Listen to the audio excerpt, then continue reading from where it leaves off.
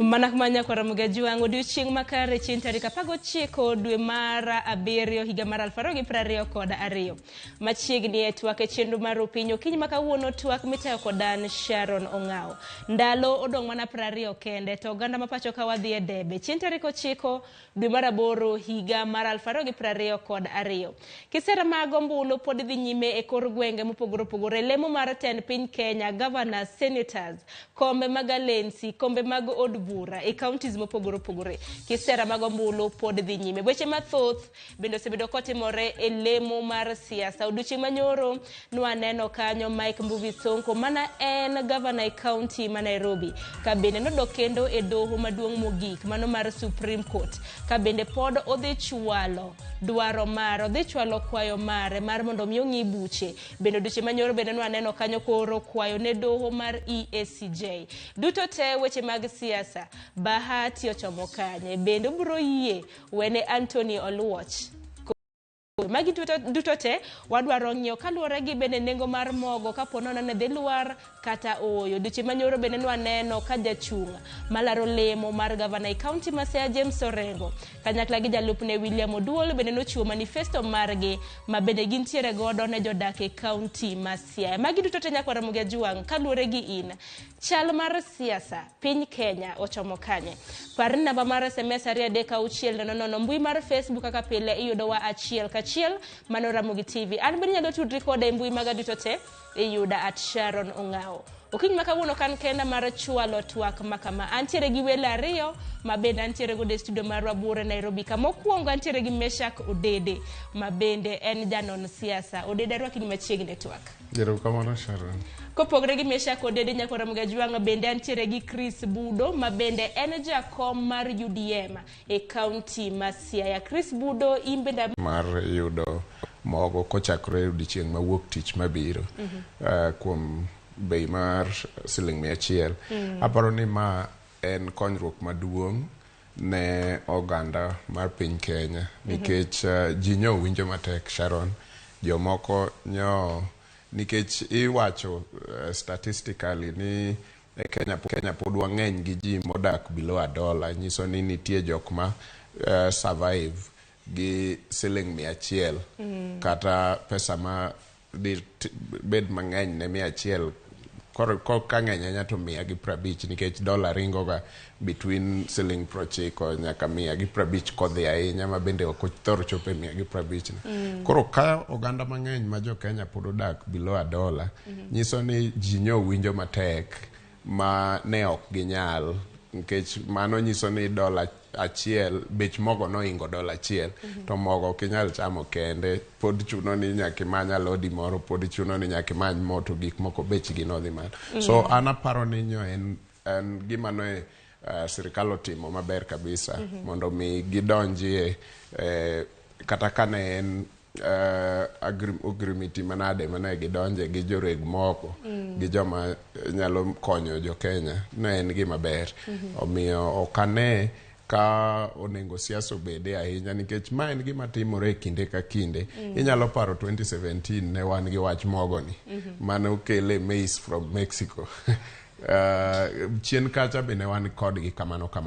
So aparo ni en gima kinde ka kinde biro to biro bende kaluwore nikech pur bila mwapuro e Kenya ok wapur ma wanyalo kelo pi waolo ne cham wapuro kwageno koth to seche moko koth leo mabag cham macham ok chiegi. Kidhi e gwenge wa kata sani kanya dala nya yudo ka ji rundo bando $150 kadhi nyime mane gorogoro achiel ma en bende mana kilo 2 kaka mogo midwa usi. Nyiso ni duoko nengo mar mogo chien biro regulate kata duoko nengo mar bando nikech katek to koro afadhali kao 100 idhi ng'iewo kilo 2 kar kao 150 niko kiyudo gorogoro ma be same kilo 2. So aparo ni en wach maber. Erokamano nya Chris Budo nengo mogo ma bende koro gonyore di wach ang'o ka bende ngeni bende gisani koro osechak ket na siasa iye. Nengo mar mogo gima sirikal otimo gima ber nikech nyocha ji hinyore kata mana dala ji hinyore. Awinjo ni kuonde moko gorogoro 150. Siaya County gorogoro nyocha dhi 200 210. to gima sirikal otimo mar duoko nengo chien mano dhi konyo jogo manitie kod food insecurity. To okwadwa mano kende, mano waluongo knee-jerk reaction. Sirikal nyaka tem mondo yudi kaka wanyatimo gimoro ma sustainable in the long run. Nikech ma seche moko itime gi subsidy. Matiende ni pesa monego bed ni kete yore moko mag maendeleo wachiwo mondo wane ka wanyalo duoko bei piny. Lakini ka wantie kod wan gi sustainable development matiende ni wan gi production moromo e consumption to mano wanyadhi maber. Aparo ni mano kaka gi devolved function gi national government onego ging'iane yo ma wanyalo medo golo mar cham, yuto mar cham. To mano ok nyal bet mana kende ka watiyo kod ni warito koth. Nyaka wayud yor moro ma watimo gima kizungu luongo ni irrigation ma waolo pi ne cham mondo cham obed mang'eny. Wach matek ahinya ni sani jopiny namba 1 ok pidh bando kaka dwarore. Kuonde mane pidhe bando sani ok gipidh kaka dwarore kaluwore gi oro koso nang'o. Namba 1 nitie oro, nitie gik maluongo climate change will affect production. Lakini gima hinyowa kabisa Kenya ka en mibadhi. Mibadhi manobete omiyo jogo mane pidho bando chunygi owuok e bando, chunygi owuok e pith nikech gima ok giyud the right return on investment. Koro mane kelo deficit. Ting'e ni seche ma chiemo onge to bei nyaka idh malo. Seche ma gimoro amora bet supply bet matin to demand ni malo, bei bende dhi malo. Erokamano. Sani bende waneno ka koro nitiere siasa mar mogo. Odiochieng' manyoro waneno kweth mar Kenya Kwanza natimo campaigns e kaunti ma Nairobi.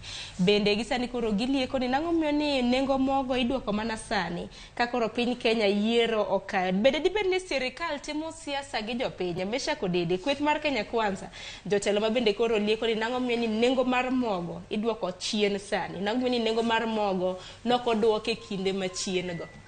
Sharon, adieri mantie to en ni Kenya Kwanza timo siasa gi wach mogo. Nikech kanyo nengo mar mogo ni malo, nyo gigo koko. Ka giwacho ni une sirikal, wan oko, duokuru bech mogo piny. To ka oseduok bech mogo piny, to gichak gidhi rally, giwacho ni uduoko bech mogo piny nang'o. Uduoke nikech election, nikech yiero chopo. Ere ng'ama timo siasa kanyo mopogore gi Kenya Kwanza. Aneno ka gine ma gitimo siasa. But mana kaka nyisi, 2017 bende ne wan gi wach mogo. To king'iyo clips manene 2017 kama ne jalup ker Deputy President William Ruto wuoye. Tibro yudo ka en owuon en mano wacho weche ma wawacho sani gi. Weuru timo siasa gi wach mogo. Jo Kenya odenyo omiyo gidwaro chiemo, onge gima chielo mwanyalo timo kaka sirikal mak mana timo ang'owa. To mogik, ka jomoko nyalo wuoyo e wach mogo, to anyalo chiko ita. But ng'ato machalo Deputy President William Ruto, ka wacho wach mogo, to wacho ni sirikal timo siasa gi wach mogo. Sirikand ni en ng'a? Nikech kawuono kama bete ni chakre na bika Deputy President na pod en William Ruto. Ang'o momiyo kogike weche mamoko kaka yande chien kacha ne wawinjo ka iwacho ni nitie opinion poll mogol kata gi intelligence. To wacho ni onge gima kamano, intelligence report kwa ir president ochopo ira kapok odhi ir ng'ata ng'ata. To kogik kar mogo to en onge sirikal timo mogo siasa gi mogo. Sera magombulu Mesha Kodede bende kinde mosekalo waseno kata mana ka kweth mar Kenya Kwanza gisebedo kata mana ka gigoyo piny owacho. Kanyalo kata mana kuom wacho kuom ranyisi William Ruto ka bende wacho ni en na handshake ramna mosruok e kindo gai mar ODM gi Uhuru Bedi nengo ngima osebedo ka hidho. Koro odiochieng' manyoro kano duok nengo mogo chien bende anjo kata mana kamoko kuom oganda bende koro wacho ni nang'o momiyo ahinya kweth mag Kenya Kwanza nyaka en owuon. Gima lich ni ok oketore kaka ng'ama nie sirikandni. To en wach malich mokalo nikech sama ok oketore kaka ng'ama nie sirikandni to dak e od sirikal e official residence mar jalup president to en gi security moromore gi jalup president. Koro chiwo kelo confusion, miyo jopiny bedo jomofuwo, kata bedo ni en owuon emusewacho ni jomofuwo oserume Kenya ka. To nenore ni jomofuwo pod ng'eny, nikech sama wacho kamano nitie ji me bathe mashangilia kendo wacho ni mano wacho wach makare. Kara nyiso ni oko wacho adieri, jomofuwo pod ng'eny e Kenya, to en owacho nwa ni giserume. Chris, kini wach mar mogo, siasa mar mogo ne di wach nango. Bende nano kata mna mbui nyoro kana ng'iyo mbui. Bende jopiny moko bende na wacho nango mani moge miduoko. Wach kata mna mar mo nango menoko duoki. To bende piny owacho par ni dwe ni nego bed ni oganda mapacho kana chulo lita achiel nego mar siling 200 gi wiye. Ma bende piny owacho no chulo subsidy mar siling 50 kod adek ewi lita ka lita. Emo menegi sani koro wanyiewo lita achiel mar petrol nego mar siling 160. Ni Chris Budo, siasa mar mogo ne di wach nango kaluwore gi pachi? Aparo ni siasa mar mogo wawacho ni cumulative effect of misgovernment mosebete. Lakini gima wang'eyo ni seche ma jopiny hinyore, sirikal nyalo donjo gi intervention mondo gine kaka ginyakonyo, ka ging'iyo mbele kaka wanyayudo gima sustainable. To an gi geno ni sirikal mabiro botemo mondo wa govern maber, mondo jopiny oyud basic needs mamogo no. In fact, ndalo mani watiyo oko, ka ng'ato wuok Kenya kata ng'ama dhi Amerika, giminyalo tero ne ng'ato en mogo. Mogo ni na identity marwa. To kata kamano kodoko ka siasa, to jalup ker ok en ng'ano mawacho adiera. Ene makoro wacho no tugo siasa gi ngima dhano. Onge gima kizungu luongo ni consistency o flip flop. Nikech gimwacho kawuono kinyo doko wacho moro, kinyo doko. Ka koro ne gidwaro ni mondo duok nengo mogo, oseduoki. Koro kendo chako lokore, ni ang'o momiyo duoki. Ok en ng'ano majadieri. Nikech mokwongo ka warango, kama lweny kotho chako goyo wae, e yor chiemo, neni ka jalup ker nen minister mar agriculture. Manene okelo chiemo, okelo bando. Ma ene mouso, ma jopur bando. Obet maonge gi incentive mondo gichak golo bando. Ema koro sido bete. To ka ung'iyo maber ma kata probe nogolo ni nene deeply involved. To be kata kirango okwanya kwer. Mana kaka wadwa osewacho, Dedo osewacho ni okong'eyo gima en.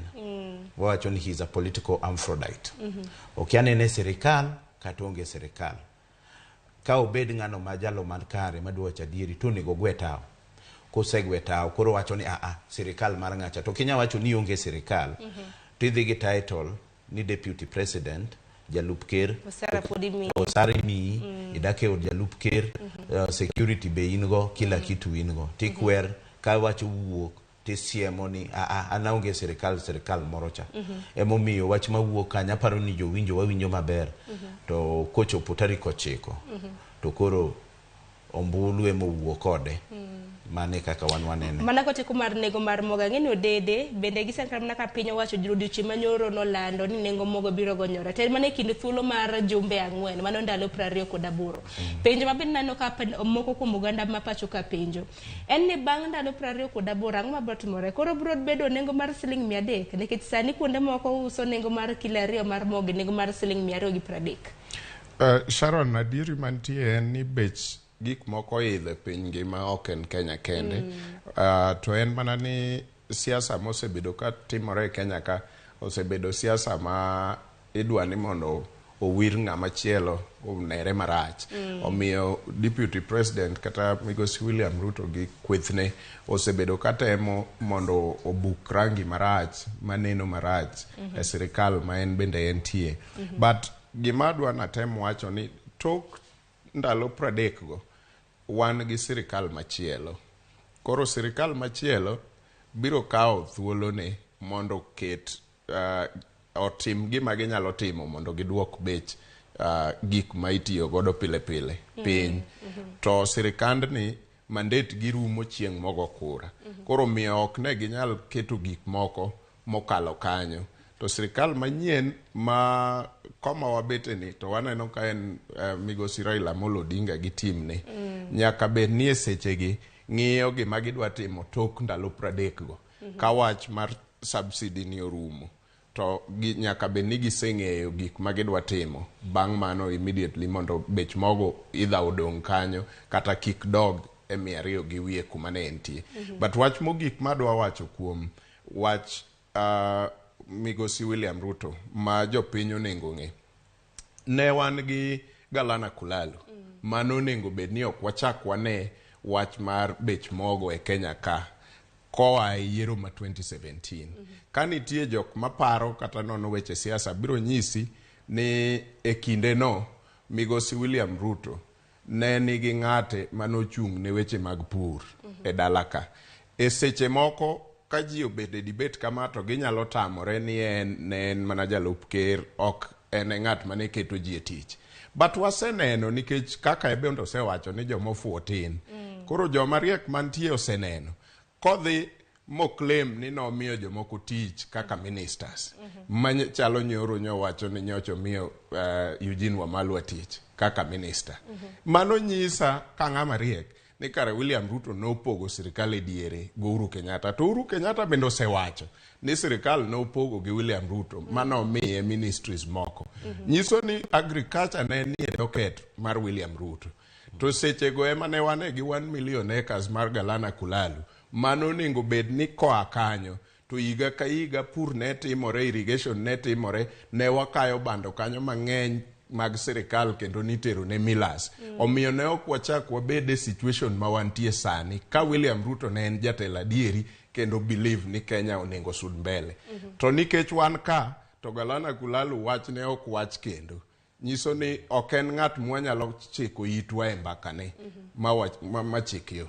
Manak manya kora mga juang parni kaponi neno nengo makamano mar mogo ibiro duok nus e nengo masani makoro nyiso ni mogo mar gund kilo 50 ibiro use nengo mar siling 2,250 kilo apar ibiro use nengo mar siling 440 kilo mano mar 5 kg mano kilo 5 ibiro usi e nengo mar siling 250 kan mana kaka nene TV ni kanyo kila chiel kapono no ni ibiro duok nengo makamago piny ibiro usi e nengo mar siling 100 kilo 2 ibiro usi man kaka ineno kanye nengo mar siling 100 nyako Ramogi juang kilo 1 ibiro usi e nengo mar siling 50 kod 2 ka kilo 5 ibiro usi e nengo mar siling 250 gunia mar kilo 50 ibiro usi e nengo mar siling 2,150 Kopogore gi manya kwa Ramogi juang bende gunde mamoko mag bando mana kaka ne TV ni kanyo bende gunda kilo mano kilo 1 bende neno kanyo iuse nengo mar siling 100 kilo 2,190 kod 7 kilo 5 ibiro usi e nengo mar siling 510 kod 5 mano mago gin nengo ma bende piny owacho bende koro nosingo ne oganda mapacho kadi kaponi gigonyore en nengo ma bende biro ringo e kinde thuolo mar ndalo 20 kod 8 gunia kanyo ineno mar kilo 90 ibiro usi e kinde nengo mar siling 5,800 nyaka siling 6,000 mano en gonyruok makare. Kata mana kopogore gi siasa maluoro weche mag gunia ng'eni koro sani koro bando ng'wenyo kuon biro bedo mayot sosa ibiro miwe magawa kata koro kwadhi to koro wacho ni wadwaro sosa koro wasededo ka nengo gonyore nyaka gimiwa sosa donge kopogore gi mano bende adwaro mar mondo mi wadhi wach machielo mano maluoro mane en gavana machon e county ma Nairobi bende bed ni sani koro Sonko neno mudho odiochieng' manyoro nwaneno duol mochung' ne weche mag yiero IEBC bende koro nogole e listi mag jochung' nwaneno ka nochiw ne oboke mar dhi chung' IEBC odiochieng' manyoro bende nochako mae Sonko bende odiochieng' manyoro nooro kwayo mare e doho mano mar Supreme mar mondo michak winj buche. Chris Budo wach Sonko ne kinene kikete ratil di wach nang'o? Aparo ni siasa mar Sonko dhi karumo. To ok mano kende en siasa mar mibadhi kod luoro chik mwaluongo ni the rule of law.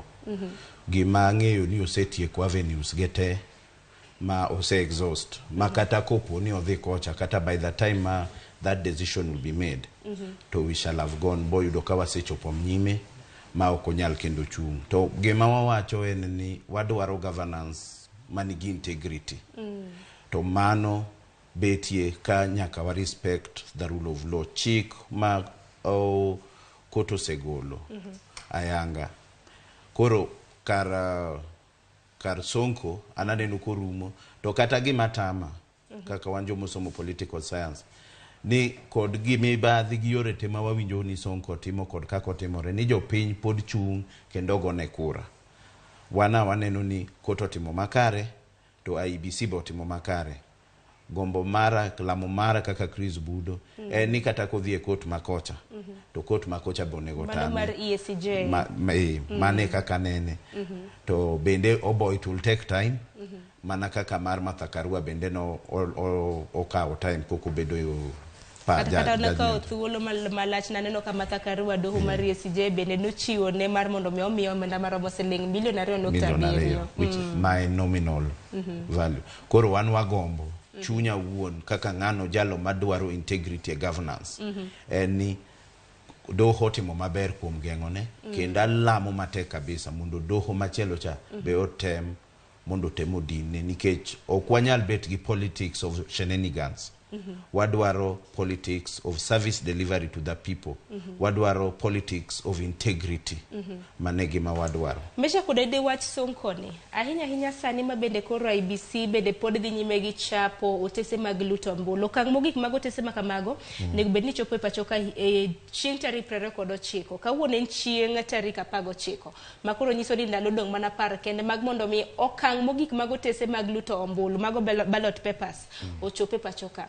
Okang' makamano ka keto siasa ma Mombasa eyo machalo nade nikech jochung' malaro lemo mar governor county ma Mombasa gin ji 6. Sonko kaponono ni odhi e doho sani makoro ndalo bende pod medo keyo bende biro kelo ng'ikruok e weche mag yiero ahinya e county ma Mombasa. Sharon, adieri mantie to en ni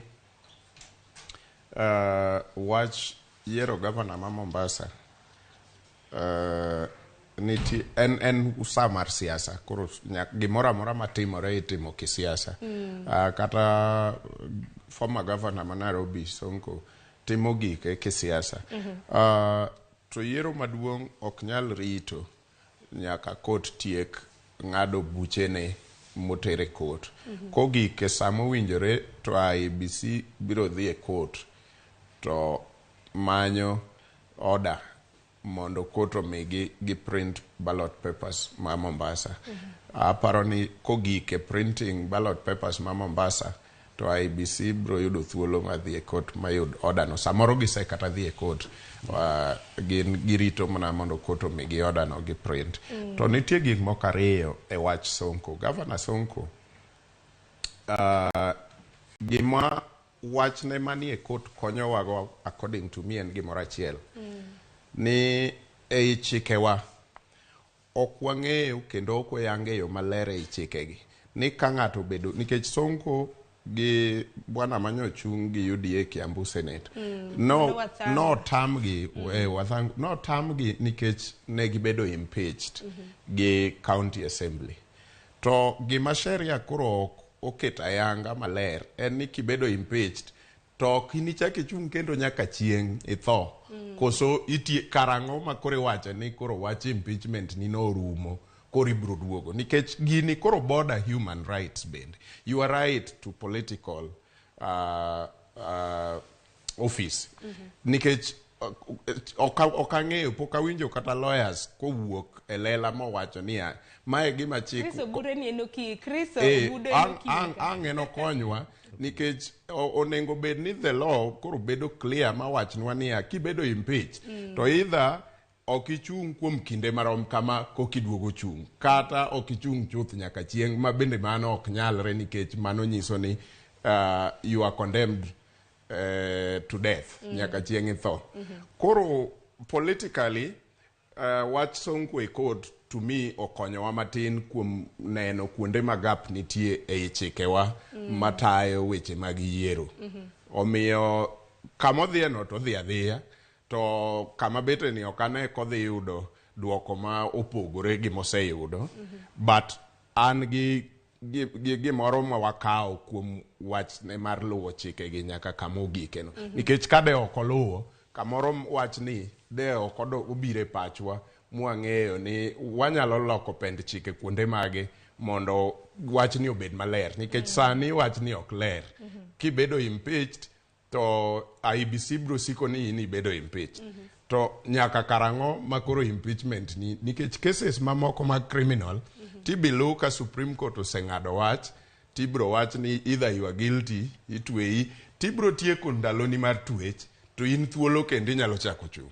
But impeachment ni eto rumo karang'o. To koro sani kata mana kaka doho nosekawo okang' mabende nagikawo mar mondo mi ochunge mar dhi laro komb gavana e kaunti ma Mombasa. Sonko nochung' kod duond bura mar Wiper. Akeni koro maketo duond bura mar Wiper kanya bende ibiro yienegi thuolo mar chugo kata mana jachung'. Koso gibiro dhi to gisir mano jachung' mar ODM Abdul Samad Nasir ma bende pod nitiere bwo kweth mar Azimio. Chris. Sharon we mondarie Martin and atimo political science and economics from University of Nairobi. Koro kanokil. Koro adikadhiro tadhire from the political point of view. Ma ange maneno mapacha eneni chapter 6 on integrity must not only be seen to be adhered to. Nyaka waneni chapter 6 no waluore ng'ata mose mien chilo gi mibadhi moketho ratiro mag jopiny nikech kwalo pesa jopiny kata tiyo marach gi office miyo jopiny bet gi tabu mang'eny. In fact pesa go miyo emomiyo yudo ka ji tho nikech ok nya yudo chieth, ji ok nya yudo tich gi gik makamago. Koro gi pacha wuon ananeno ni Sonko bodhi adhiya to set precedence, legal precedence. But also one kaka jo Kenya nyaka wawach ni we do not want ok wadwar jogo molil e gima kizungu luongo ni our body politic. Ma kako osechake no en obeda ni otame to wawacho ni kopo ni mibadhi omaki to kichung' kamora mora e yor siasa. Wadwaro jogo manyalo tiyo ne jopiny e yo maler manya konyo jopiny. To rachne ni ng'eny jok madhi gin jogo madhi ng'iyo kaka giwuon ginyalo sore. In fact gima rach mogik en ni ng'ato kosekwalo pes jopiny to pes jopiny gi modhi ochako nyiewo go jopiny mondo chako chung'. Anto kata mna kinde mosekalo bende waseneno kata mna jo siasa ma mibadhi luoro moko kuom gi osechung' mochako yier gi mana gi jopiny. Sharon, wach makoro onengo wabede very candid kaka jo Kenya kwadwa deal gi weche mag chapter 6. Samwa wuoye ni kawa donje in details tibro yudo ni kwan fair ne Sonko nikech kawa iguru ochung' to Sonko nobedo impeached on matters graft ni okotiyo gomenda jopiny e yo makare. To waiguru bende ne nigi weche mibadhi. En mana ni en obedo impeached to man ok obedo impeached.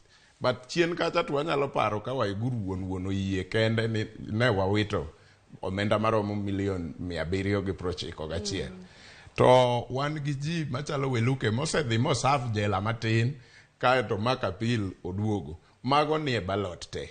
Koro king'iyo mago tiyudo ka ok wabed very fair ne Governor Sonko nikech maka ok opogore gi ma. En nani maka owuondre ni niga pil moro to en nobedo impeached. Koro IBC wacho ni impeachment opogore gi just the other cases ma ng'ato tere court and all that. Kawadwa deal gi chapter 6 to nengo bed ni parliament mwadhi yudo manyien ni odog otwe pend chikego ma wach maler ni ka isedhi e court iyalo to wach ni gitelo okuongo rume mondi nyaka chieng' court ema wach ni Chris ler kiduogo to kako to wacho ni oyudi kelel tidhi serve jendi kitieko jendi eka koro timri nade iduogo. To ka ok wagik kanyo to pod wabro dong' gi so many people molil to achiel kata ariyo to waketo oko to ok nere ka gima koro en ratiro nikech kawan gi parliament kata governors mwadhigo sani mang'eny gi nigi graft koni gi kocha to waumo wang'wane mago wang'iyo mato koro konere kaka ratiro kuom governor Sonko. We wan warit neno kata mana kaka bura ma kamano biro bedo parni nyaka Ramogi jwango duchi manyoro Sonko kendo nochako dok kendo e doho maduong' mogik mano Supreme kama bende koro nochwalo kendo bura mare mar mondo mi ochako winj kendo buche parni Sonko laro governor county ma Mombasa ka bende duchi manyoro bende waneno duol mochung' ne weche mag IBC koro no mai kata mana okang mar chunga kaka jachungi county ma Mombasa. Mago duto te luoro Sonko. Ponono ni weche makamagi biro bedo katimoro, biro bedo iti gi wangi mar kelo ni chal mag weche makamagi.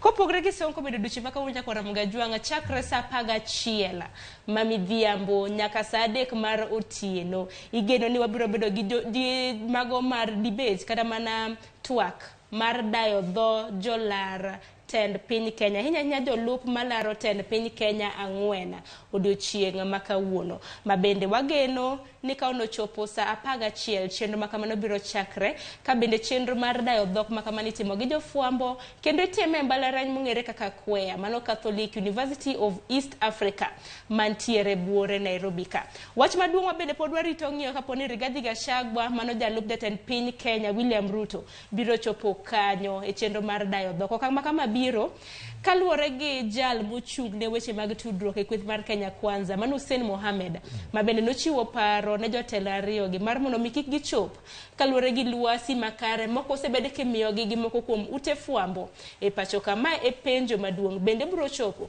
kata kamano odiochieng' manyoro waneno ka Rigathi Gachagua nochopo e mbalariany mar Kwea mar ng'iyo chal mar ikruok e twak makamano. Chris Budo weche maluoro jolup jolar tend piny Kenya ahinya jochung' mabende gisani kore biro dhog gi debedang. Ing'eyo gima timore kaka Kenya wan gi tabu mang'eny. To wang'iyo ni ng'ano maluwo ker bende en gi integrity to moloyo kabisa kaka dhi sani ni to okelang'o e basket bende obiro gi votes moromo. To kaka jo Kenya wang'iyo issues mag accountability, wang'eyo maber ni problem ma wan go Kenya kama omiyo wan gi chandruok mang'eny. Allow me to go back here na mondo adog chien matin en mar integrity. To wang'iyo ni ng'ano maluwo ja ker obed ng'ano ma nigi wabed the express gimolo zero tolerance to corruption. Neno mara en ni wang'iyo history kaka ng'ato sebet. Ka ing'iyo Martha Karua kako sebet history mare, kako sechung' kod ji, kako segore ni piny. To kendo wang'iyo jalup ker ma jachung' ker mar Kenya Kwanza. Jogo ma ne nie e kuonde mag tiegruok ma mbalariany ne wan matek kabisa. Nikech ne wan gi jogo ma ne nie inene obet kodu sama wagoyo siasa be entie to onge klas modhiye. Magi weche maluoro Rigathi Gachagua. Ma kata ka wang'iyo ana wuon kipenja okanyago ne kura lakini kang gibet kanyo to wakuongo wang'iyo ni to ichung' kanye gi jo-Kenya. Jo-Kenya sani chopo kama wang'iyo ng'ano manyawacha dieri bende wadok mana kaka lweny nochakore ma wawacho ni wadwaro gimiluongo ni good governance, transparency and accountability. To seche mibet kanyo ok wabichiko itwa e gimiwacha ahinya. Wang'iyo to be in gi track record. Isechung' gi jo-Kenya kanye sama jo-Kenya nie chandruok. Ka waseng'iyo mano to wang'iyo ni to bende intention ni kare. Koro mane ma wabobet ka wang'iyo kuomgi, wang'iyo jalo manyalo tayo ker e yo makare, manyalo tayo piny e yo makare, to gima nyaka wang'i ni jalup ker en kaka giweche US en a heartbeat away from the presidency. Bende onyalo bet ker makare kopo ni ker owuok odhi kata kamoro. Kiko bed ka Professor Josephat Karanja mane keto ji gochong gi piny. Yiena monda wacha ni nitie jogwa moko ma arrogant. Kenya Kwanza gin jok ma nyetho ne ji. Jalup ker masani madwaro komno mar ker onyetho kendo pogo ganda kendo ng'eny ga kwede. Onyetho to pogo ganda nade nikech kata mana kinyalo kata mana wacho onyetho nade. Konyetho iwinjo koyanyo ogai mar ODM. Jaduong' nyaka wamiluor. Owacho ni yule jamaa wa kitandawili. Si wale majamaa. To kise chako nyetho tikoni wale kaka wan nyikwa Ramogi. Oluongo wani jobakite gi jongo wale watu wa kung'oa reli. Waboloyogi. To gimokia ni wang'iyo gik manowacho ka gidonje serikal. Gigik masani. Gigik mowacho sani. to wang'iyo track record ne. Mesha kodede kata bed ni Hussein Mohamed jalero mochung'ne weche tudruok e kweth mar Kenya Kwanza nonyiso jotelo ariyo gi mar mondo miki gidhi chop kata ma network utino manyoro ponono neno kata mana tipo mar Ramogi neno kanyo Rigathi Gachagua no chopo mar neno chal mar ikruok e mbalariany mar kwe okang' ma kama di wach nang kata mana geno mari odiochieng' ma kawuono network. Sharon, Hussein netimo siasa. And that was supposed to send a message. No oro ote oko kucho ne media houses ni okwamor gi kaka usebedo ka uchiwo coverage across board. So mano e gima duong' ma press conference ta ne okelo.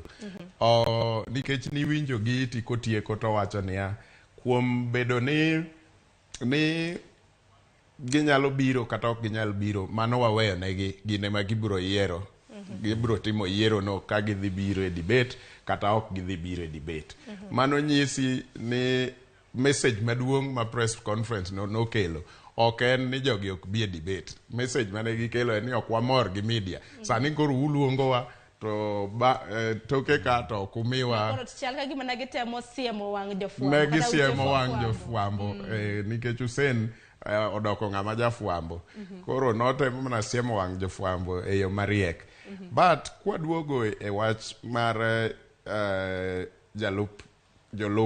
jok mamanyo kom mar maduong' e Kenya ka mana kaka Chris osetuomo ni deputy president is a heartbeat away from presidency nyiso ni en ng'ama ponono ni gimoro amoro timore marach manyalo tamo ker dhi nyime gi tich to ene mokawo kanyo koro sama wadhi yiero nyaka wang'e ni en ng'at abila mane mwaketo e komno en ng'at ma gik ma president ong'eyo onengo bed ni en bende ong'eyo intention ma president nigo onengo bed ni en gi the same mano e ka watimo yiero makare nikech kopo ni en gi intention mopogore madhi koni to president nigi madhi kocha to wakelo koko kendo anyalo paro ka e kinde mag BBI jomoko kuomwa nowacho kendo no support ni afadhali koro wabed kata gi chik machon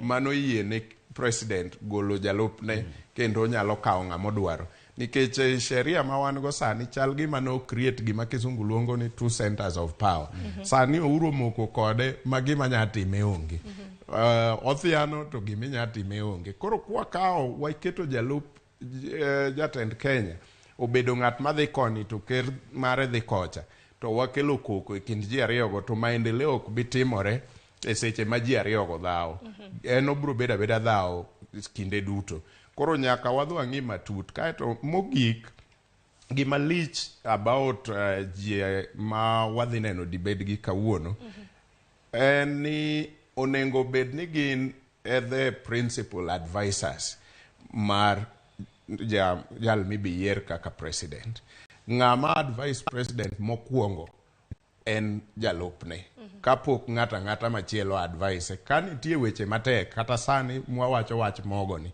onengo bed ni deputy president ema bedo piny gi president to gi gomba kani to watim nang'o to nikech koro wan e situation ma wantie ni iyudo ka president koro yudo advice koa kuonde mamoko mopogore koro ok wadwa timo mistake ni kendo emomiyo debate ni en very important japiny onengo chike wang'e tir mondo ng'iyane ni to gik mwasewinjo ka William Ruto wacho ka be jalupne ni wacho the same koso jalupne ni dipo ni orieku machielo gigo mbaka mopogore gik ma Raila Odinga wacho ka be ma Martha Karua wacho mondo mi wabed ni ka yiero wing mar Martha Karua gi Raila Odinga to an gadieri kendo an gi kwe ni ka gimoro timore God forbid ni Raila onge to Martha pod bro chopo weche mane Raila nigo kate to ka gimoro ka yiero wing mar William Ruto to an gi kwe ni just in case gimoro timore ne William Ruto manyalo tame dhi nyime gi tich bedo president, to Rigathi biro timo gik mane opango kate. Mano e essence kata gimomiyo wach mar debate mar deputy president is very important ne jo Kenya. Parinya odiche makauno nyakwa Ramogi Ajuang e kind thuolo mabendi ibiro bed ka idayo dho jolup jolar tend piny Kenya. Rigathi Gachagua mabiro bedo jala achiel e kind wakeni adek. Wantiere gi Justina Wamai mabende en jalup Wajakoya mano e kweth mar Roots Party. Bende wantiere gi Ruth Mutua mabende en jalup David Mwaure mano kawuok e kweth mar Agano Party. Bende wantiere gi Martha Karua mabende en jalup Raila Odinga e ng'wegi mar Larot Compton piny Kenya ka gitiyo kod otiko mano mar Azimio One Kenya Alliance. Oduchi makawuono debate kata mna chenro mar dayo dhok makama idhi time okang' ariyo. Okang' mokwongo idhi tim chakre saa 11 mabende idhi chak gi jolup jotend piny Kenya mabende dwaro gombo makamano manigi mbi mar kwan atamalo 5 kadok piny. E okang' mar ariyo bende wadbiro neno kanyo Martha Karua gi Rigathi Gachagua twak mabende jopiny rito neno okinyi makawuono. Ahinya kinde mabende gisani piny Kenya weche mag mibadhi, weche mag ochumi mabende oridore tek tweta. Kaluwore gi in Chris Budo, geno mari odiochieng' makawuono e kinde mabende twak makama biro bedo kadhi nyime en ang'o? Idwaro winjo ang'o kuom jochung' kata mna jolup jochung' ang'wen gi? An ka gima chunya gombo, mabe agombo ni jo Kenya ochikitgi. Ni ginyiswa kaka ginyalo loko uchumi marwa mondo bed kare, kod kaka gibiro gore, giboya olweny, kod mibadhi madhi mbele. To bende ok mana magiwacho no kende. Onego wabed gi gima kizungu luongo ni hard questions. Mondo wapenj gi nitie jomoko machilo semiano. Ok wanyal dok kama ne wantie 1992. Koro wang'iya ne ng'ato history mare to penje gik moko miwacho ni notimo.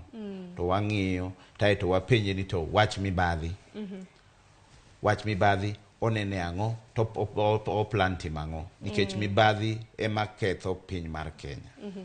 Kasto nyiswa ni odhi timo ang'o mondo walok uchumi, mondo jo Kenya obed maber, ojendo yud tich, wabed gi chiemo. Nikech ko kamano to wanyalo end up ni wabet kod unga revolution e Kenya ka. Ka kech oingo ji. Mano sana kanye agombo winjo wachno. Kanye migombo winjo? Kanyo e kama kete ita corruption, zero tolerance. And we look at your history, wabong'eyo nin kanye ka seche mane ji goyo lweny. To koso ribe chilo moro semieni.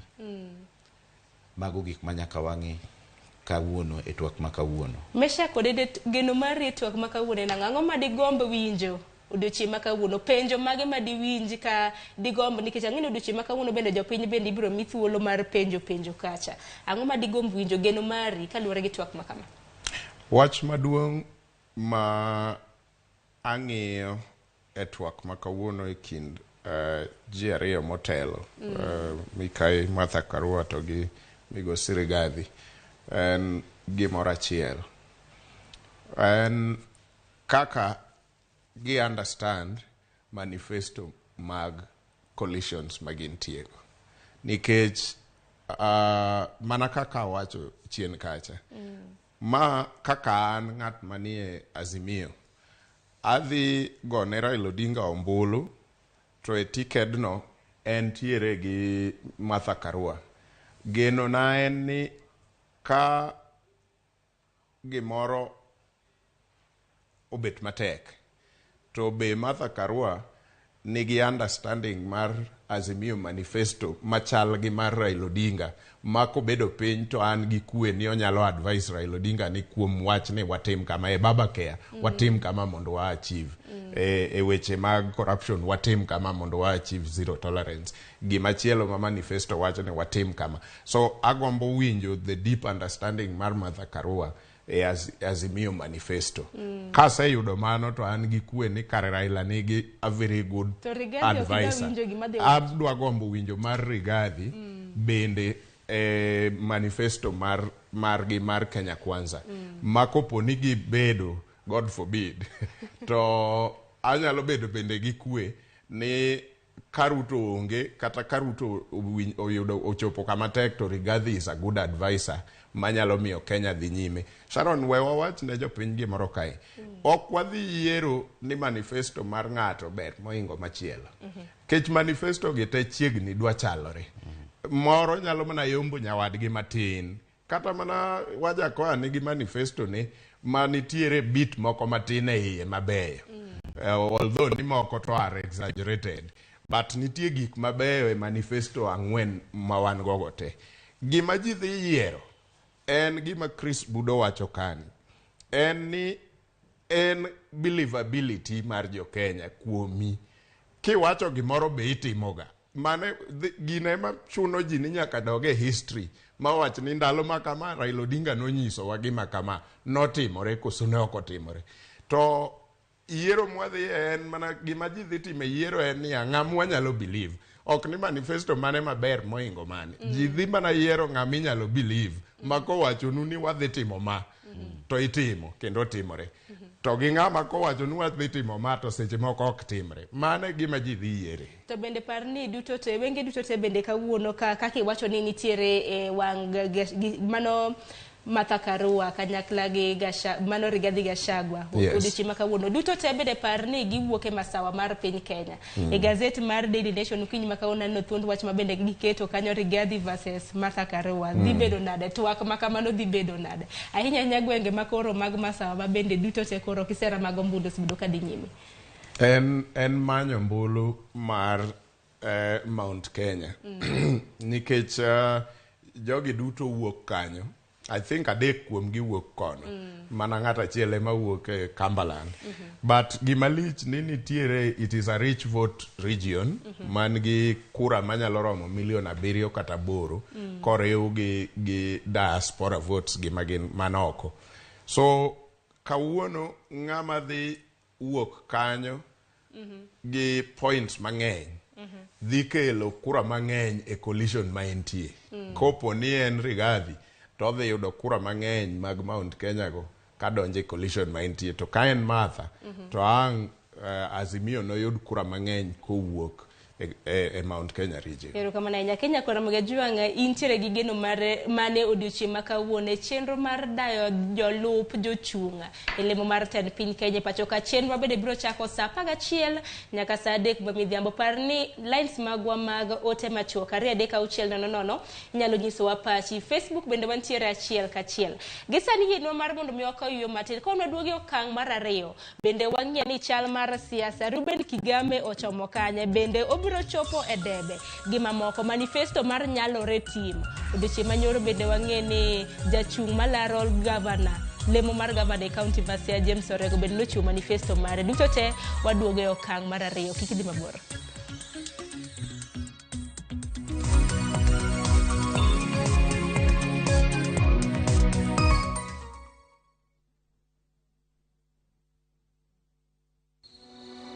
Dear Baba, when I grow up, I want to be an engineer just like you. And I would like to be a lawyer just like mother. But can we have water at home to drink, cook and clean so I can have more time to study?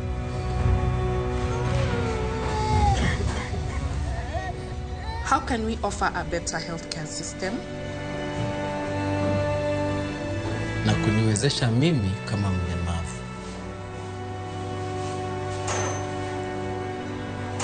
Mimi kama jua kali, wata recognize skill yangu aje? Mimi mfanyi biashara, naweza pata financial support, niongeze stock. In whose hands are our businesses safe? Dear Baba. Yo, Baba, Wakenya wameongeza barua zingine. Wanasema wanataka password.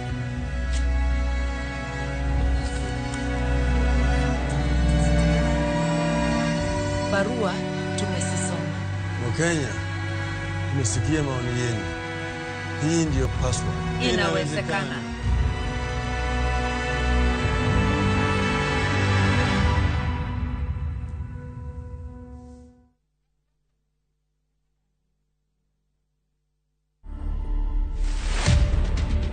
We are not here to take people's husbands. We are just here to make you guys comfortable, good, happy. If you don't want your husband to come here, wash his feet when he comes home, give him a massage when he comes home, and look pretty. Otherwise, he'll come here and we'll serve him, we'll pamper him, we'll groom him up.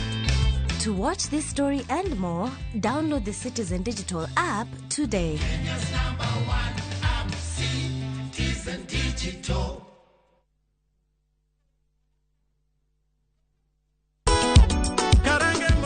Gima wan go gadier ni wang'eyo en thum, to ok thum athuma, thum mamit sidan. Wakelo thumbe ma ukwayo. En reggae owake. Wawinjo mine mogwedhi gi duol mamit. Waparo nu chien gi thumbe machon muero. Wadonjo kod sukus e sama chon. Kitai kod DJ Vic, mana e ngoma owake. Pile pile, kik bai kata matin.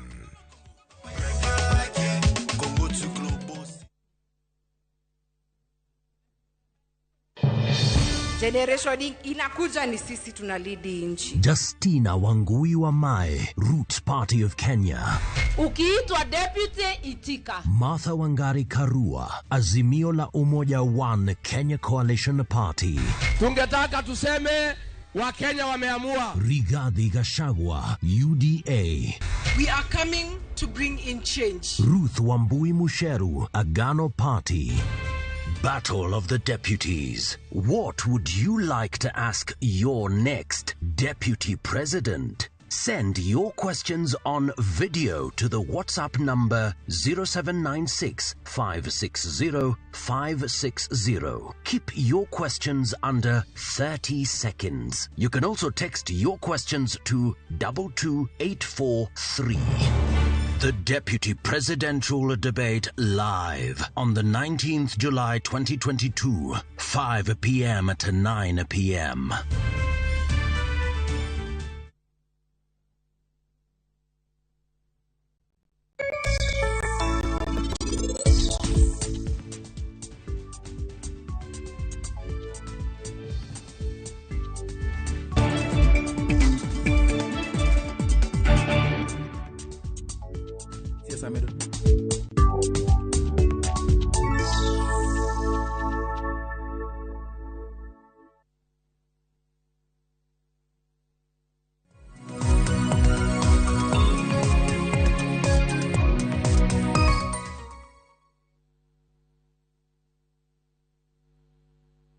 Korti ya juu imeamua kwamba IEBC na Wafula Chebukati walikosea kwa kutonijumlisha kwenye orodha ya wagombezi wa kiti cha urais.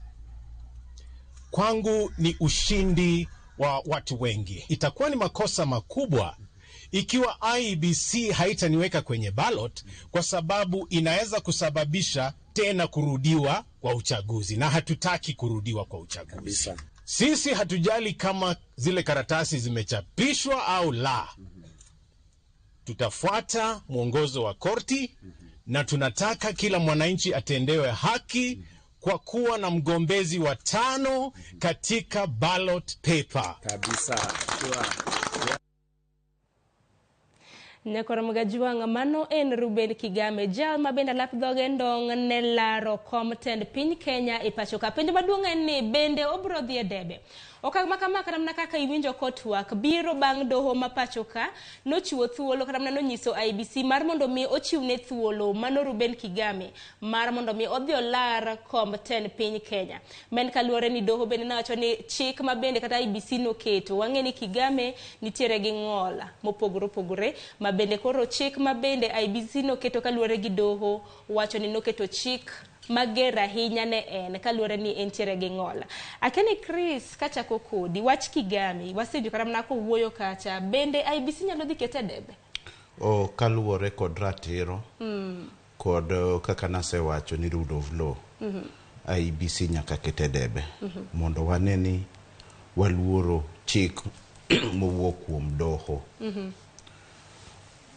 Mondo wanyis jopiny ni Kenya en piny ma oluoro chik mowuok kuom doho. Mar ariyo en ratiro kendo mano en loch kuom jogo modak kod ng'ol mang'eny. Nikech siasa ka ok onego wabed gi miluongo ni discrimination.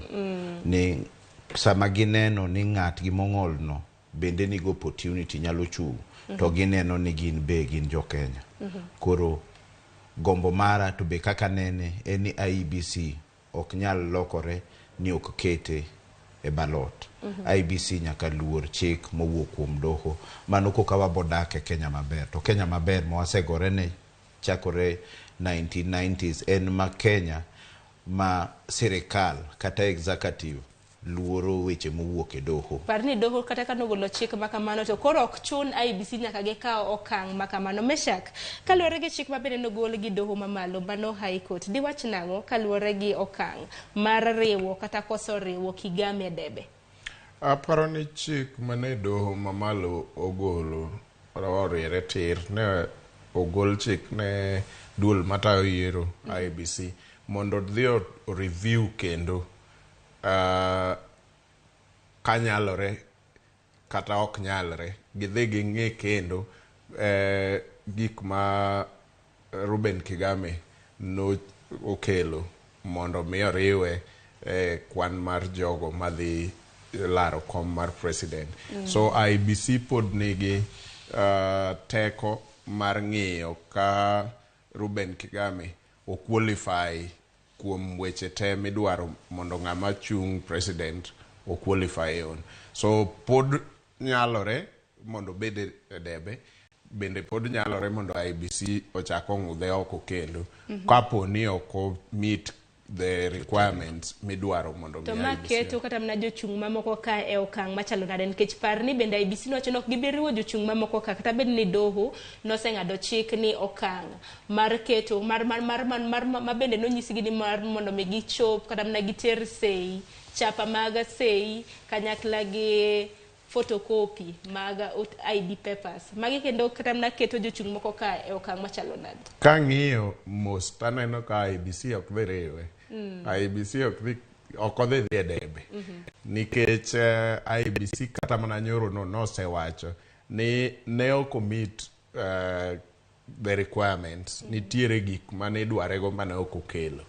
Koro wach doho ni duoko mana IEBC e tijno kendo nyaka nyadiriyo but mano ok nyis ni automatically odhi bet e ballot paper. Nikech bende ang'e ni chapa magombulu Chris, ang'e ni chapa magombulu pod dhi nyime ka bende okang' mogik onego bed ni chopo ka chieng' tarik 29 mano kaluwore gi jakom mano mar IEBC. Koro Ruben Kigame bende iwinjo kanyo koseloso, iwinjo kanyo ka bende nowacho ni koso Wafula Chebukati ok ohere. An gima neno aparo ni wagombo ni wadage Kenya ma oluoro chik kendo nyaka waluor doho.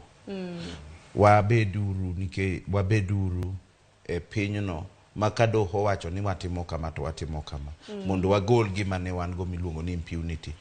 Wach matek ahinya ni Kenya sani kendo wadok kama wanegi impunity.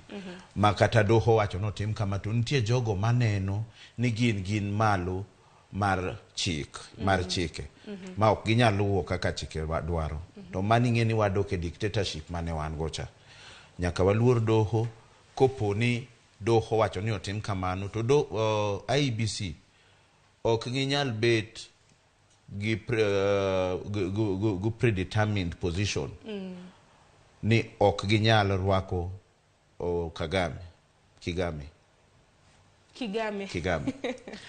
Gima chuno ni gidhi girang qualifications go gi follow up mondo gitim kaka doho dwaro. Mano koka wabodak e Kenya makare. Koka mano to wabodak e Kenya mang'ano manigi telo manigi cheo botimo gimoro amora to duoki kaka wawinjo ka wawacho kuonde ma wadake ni utadu.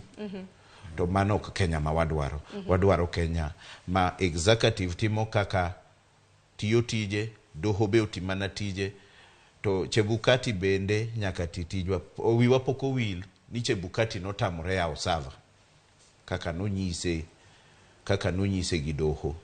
Obed ng'ano moluoro doho kendo luoro chike mag piny matayo yiero ma Kenya ka. IBC to pok wawinjo koloso wi wach makama mesha kodede koro en mana geno mar oduchi makawuono pod abiro keto itwa gi wengewa mar mondo me winj ni kweth mar IBC to biro wacho wachango wach mane kata mana ebi we Ruben Kigame bende kata mana kopogre kata mana gi wach Ruben Kigame keni geno bana kaka nise wacho ni IBC okine kabiro ka okang' mora mora okane ka gibro kawo okang' mar dok review kendo to e review no okane geno kuom Ruben Kigame nikech IBC nyose wacho ni Ruben Kigame ne ochiwo gik moko te mane dwaro ni mondo ochiw mondo qualify e chung kaka president.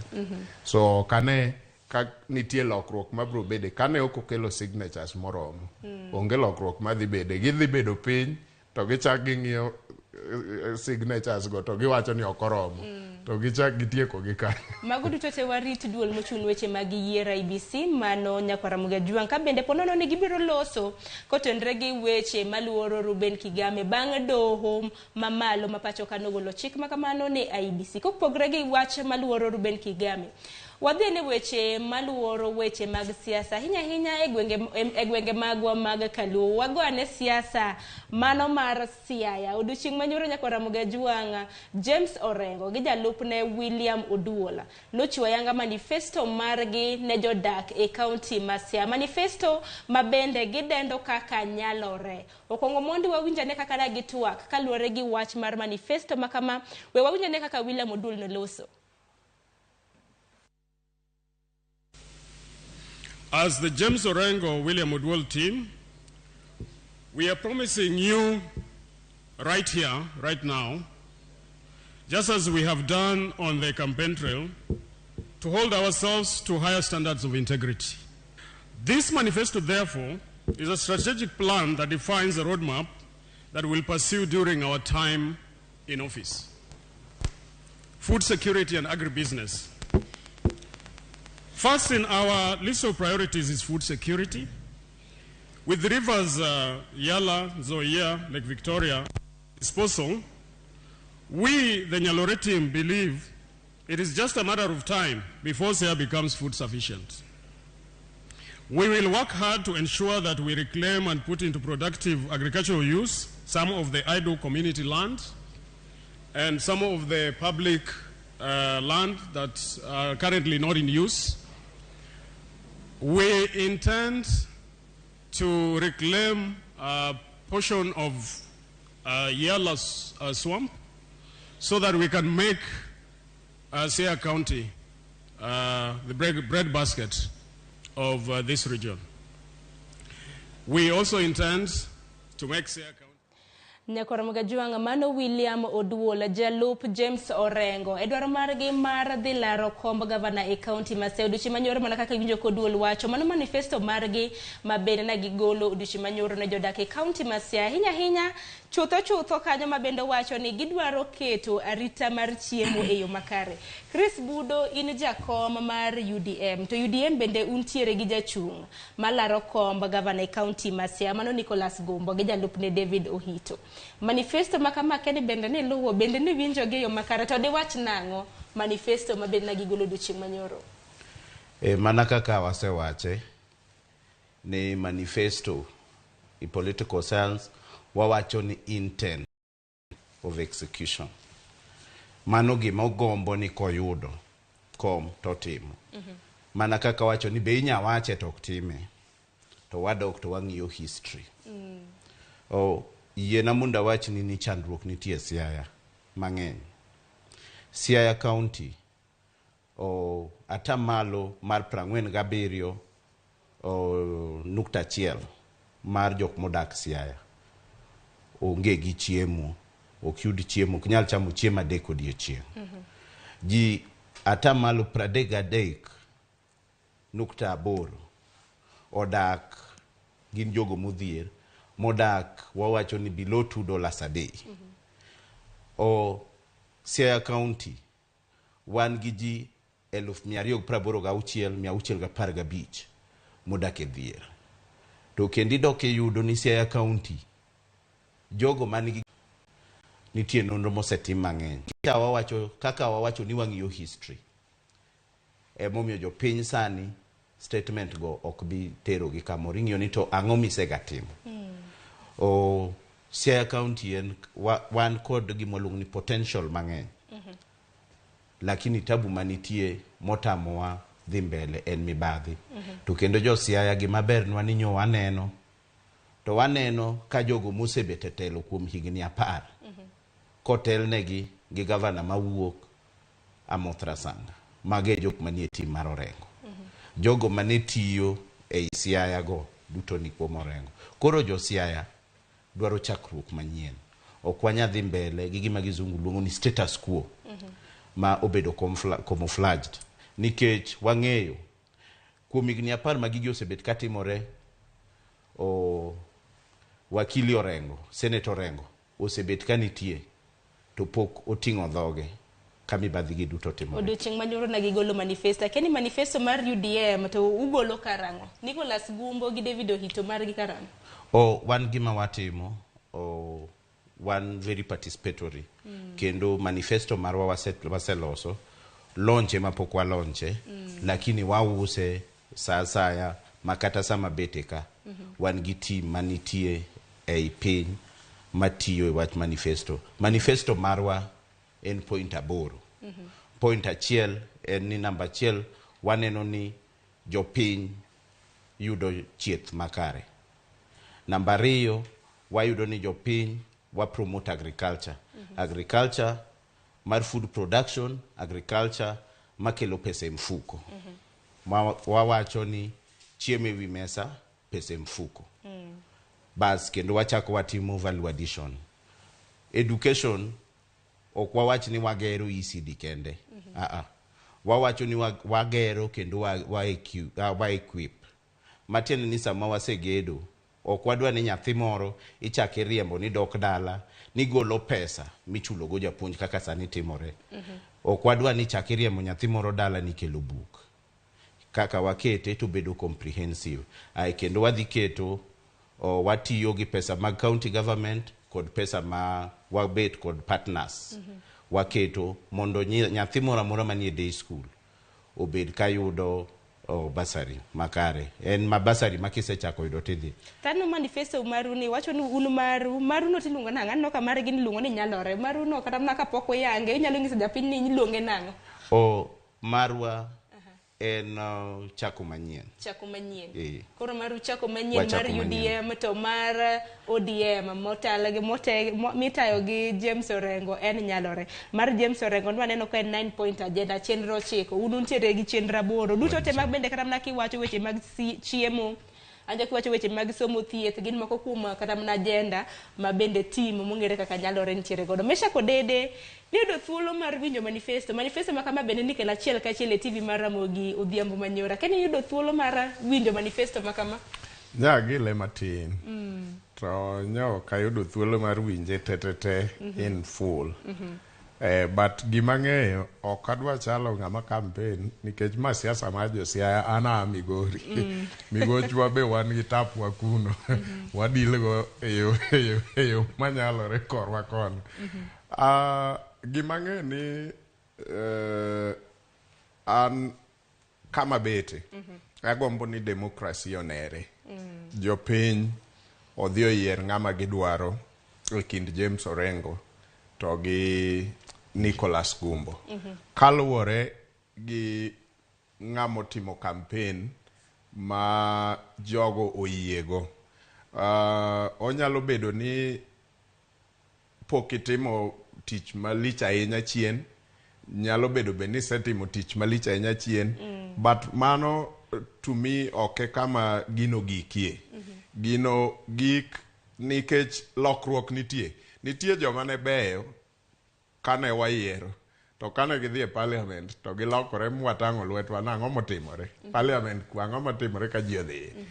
To nitie joma bende ne ok nere ni nigi miumo malich ahinya mar tich, to kanomi tich to kendo ne gitiyo malong'o malich ma jopiny oduogo wuoro.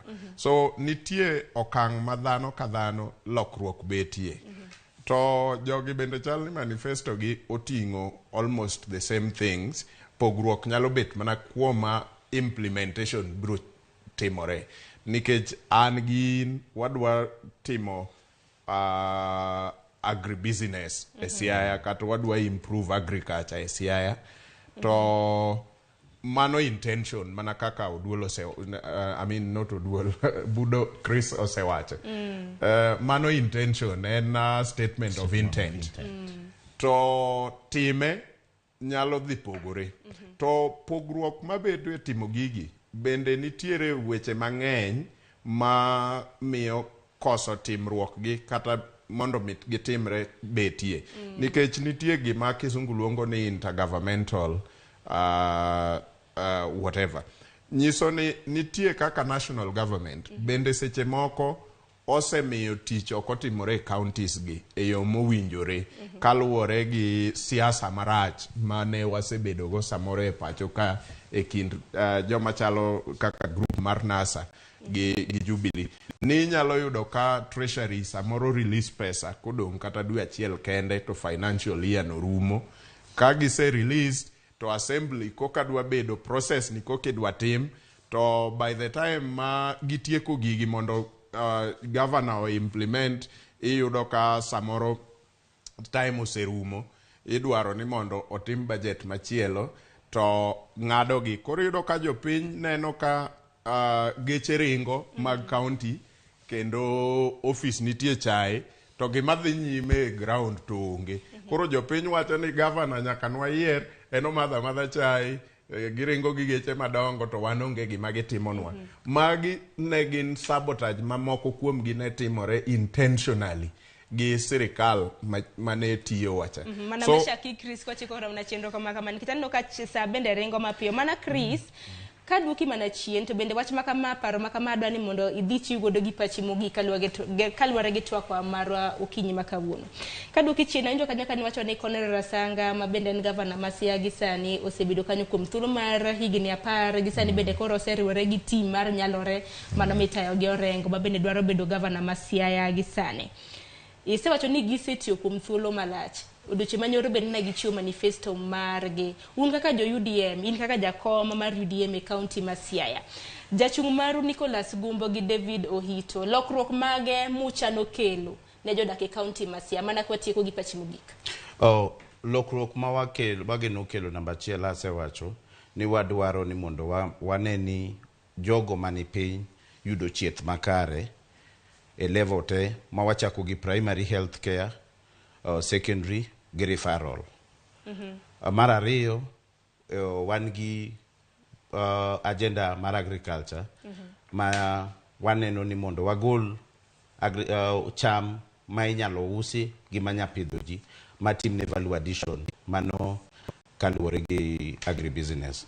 Mar adek en education ma ECD kod mondo waneni jopiny yudo basari yo makare mondo nyathino mora mora mokalo penjo yud tiegruok nyathi jo Siaya e yo kaka dwarore. Mar ang'wen wadwaro ni mondo wayud tich, walos tije. To tije gi moko bo wuok e agriculture, moko bro wuok e manufacturing sector. Kendo wang'iyo moro mar ni mondo wa identify youth talent kod skills mondo waneni wan gi sports kaka nyalore. Nikech sports kaka jogo mani oko uneno ka sports o gero kuonde mang'eny. Iyudo ka nyathino manigi talanta mar mipira koseng'eyo to nyalo gocho kamoro. To be ok mano kende, mano konyo yudhe bet ok gidonje yode moko mag anjawo. Aeto bang'e giyudo kaka giyudo nweng'o. Moro wakwayo kendo wawacho ni nitie jogo maonge nyalo e oganda. Jogo maonge nyalo kaka mond liete, nyithi kiye, jogo mong'ol.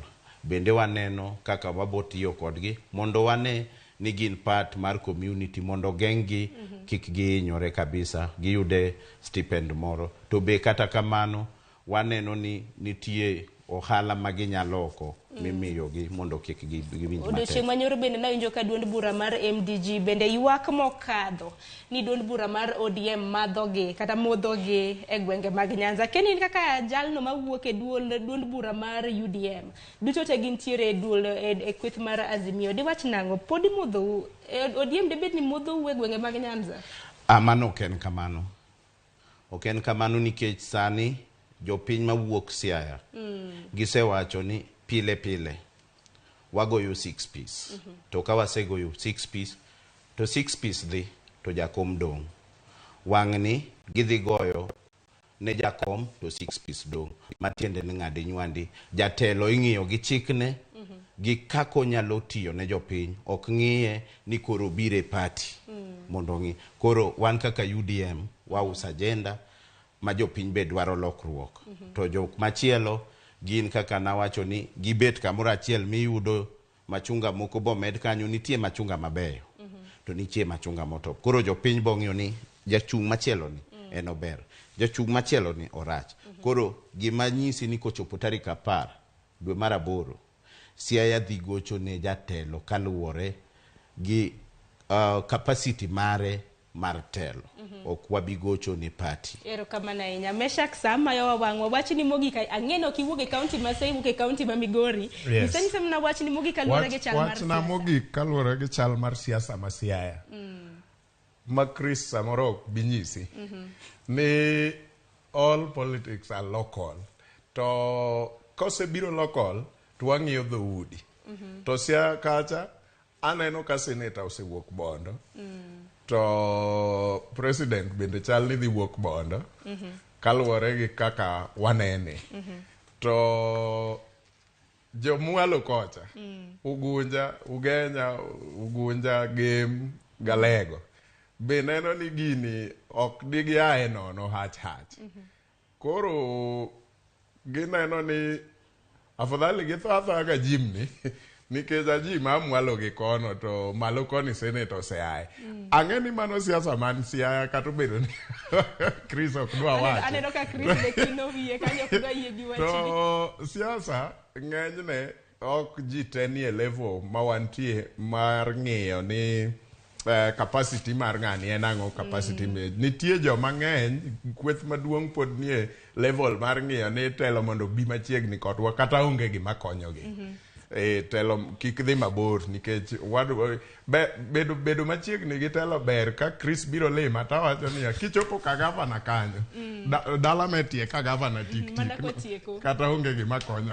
Erokamano ahinya. Meshak Odeda agoni erokamano kuom biro e studio kinyi ma kawuono. Chris agoni erokamano. Ang'eni ni mol kiwuok e county ma Siaya otieno kibiro buore Nairobi. Wago erokamano. Erokamano ahinya. Kok manya koro Ramogi jwang'in bende agoni erokamano. Aneno ka Sam Jakom iwacho ni tim ru piny asedonjo. Akwayo mana ni jotelo mane ok obedo clear do ritiga mar 2027. Iwacho ni IBC otim patgi, otherwise akwayo kwe kende.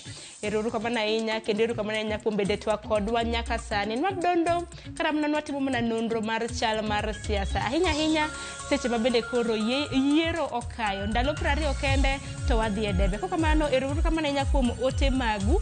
En mana ni sa emomaya wang'a. Mabiro en chenro mabiro mar orako. Kik dhi mabor.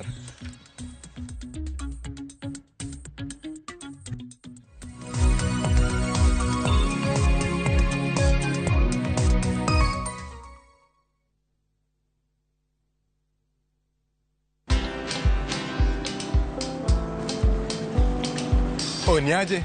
Ni kama unashangaa kwa nini naangalia simu with so much focus eh? Usishangae sana. Nimekuwa ndani ya story kabisa. Ni kama ile hali ya juzi. Ni kama nilikuwa hapo iki happen. And when this new market was being opened, ni kama nilikuwa hapo tu. Hata vile local tourists for a special rate at the coast, I was there. And when this new road was being commissioned, I was right there. Na hata wewe unaweza kuwa ndani ya story wherever you are. Just download Citizen Digital. Stay informed on all the news and events as they happen across the country, the continent, and the world at